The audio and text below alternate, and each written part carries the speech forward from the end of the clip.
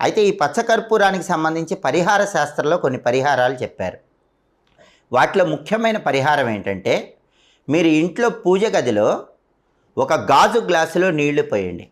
ఆ నీళ్ళలో కొద్దిగా పచ్చకర్పూరం వేయండి, చిటికెడు పసుపు కూడా వేయండి.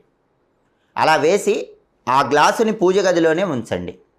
మీరు పూజ చేసుకోండి. 2 రోజులకు ఒకసారి ఆ గాజు గ్లాసులో ఉన్నటువంటి నీళ్లు మారుస్తూ ఉండండి.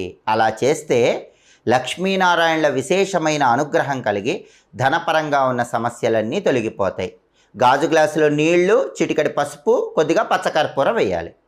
ఆ గ్లాసు 2 రోజుల నుంచి 2 రోజులకు ఒకసారి నీళ్లు మారుస్తూ ఉండాలి. దీనివల్ల విశేషంగా ధనలాభం కలుగుతుంది. అలాగే ఉత్తర దిక్కును కుబేర స్థానము అంటారు. కాబట్టి ఇంట్లో ఉత్తర దిక్కులో పచ్చకర్పూరం పెడితే దానివల్ల కుబేరుడి విశేషమైన అనుగ్రహము, ధనలక్ష్మీదేవి అనుగ్రహము కలుగుతుంది. అసలు